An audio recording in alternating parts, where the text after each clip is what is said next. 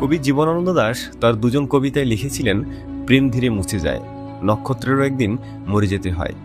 কথাটিকে এতদিন কবিতার একটি অংশ হিসেবে জেনে আসলেও গোধূলির বেলা এই শেষ মুহূর্তে দাঁড়িয়ে মনে হচ্ছে কথাটি যেন তিনি লিওনেল মেসির জন্য লিখেছিলেন। আকাশের উজ্জ্বলতম নক্ষত্রটাও যে একদিন দিগন্তে হারিয়ে যায় তা আমরা সবাই জানি।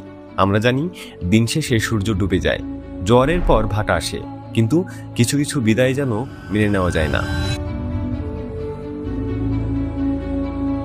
যার পায়ের জাদুতে আমরা পৃথিবীর সমস্ত দুঃখ ভুলে যেতাম, যার গোল মানেই ছিল উল্লাসে মেতে ওঠা, মাঠে যার উপস্থিতি আমাদের সবচেয়ে বেশি ভরসা দিত, সেই মানুষটি আজ বিদায়ের দ্বারপ্রান্তে এসে দাঁড়িয়েছে।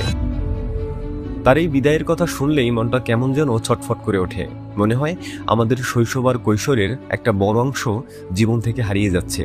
কারণ ছোটবেলা থেকেই মেসি আমাদের শিখিয়েছে কিভাবে স্বপ্ন দেখতে হয়, কিভাবে হেরে গিয়েও ফিরে আসা যায়।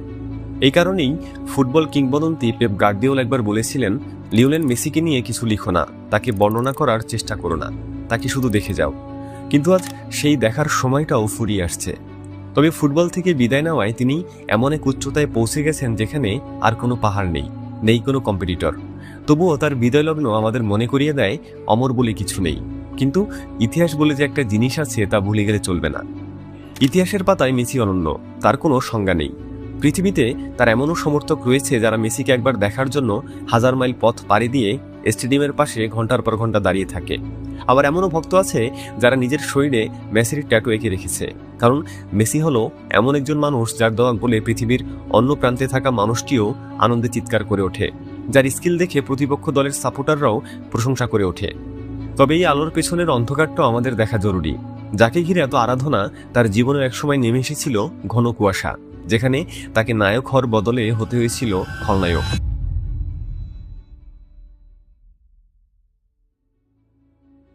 মেসি যখন জাতীয় দলের জার্সি গায়ে মাঠে নামতো, তখন আর্জেন্টিনার মানুষ পুরো দলের চেয়ে মেসির উপরেই বেশি প্রত্যাশার পাহাড় চাপিয়ে দিত। যেন মাঠে 11 জন নয়, মেসি একাই লড়ছেন। আর যখন সেই প্রত্যাশার ভারে তিনি নুয়ে পড়তেন, তখন অকৃতজ্ঞের মতো অনেকে তার দিকে আঙুল তুলত, বলতো মেসি নাকি তার দেশের জন্য কিছুই করেনি। এটার শুরু হয়েছিল 2014 সালে। সে বছর হাতের নাগালে আসা বিশ্বকাপ ট্রফিটা ছুঁতে গিয়েও শেষ পর্যন্ত আর ছোঁয়া হলো না। এর পরপরই মেসির পায়ের জাদুকে প্রশ্নবিদ্ধ করা হলো, তার দেশপ্রেম নিয়ে তোলা হলো হাস্যকর সব প্রশ্ন।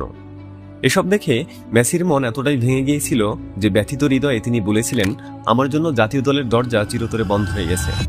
তার সেই ডাউনফলের দিনগুলোতে তিনি ছিলেন নিঃসঙ্গ, একাকিত্বে ভুগছেন এমন একজন মানুষ যিনি সারা পৃথিবীকে আনন্দ দিয়েছেন।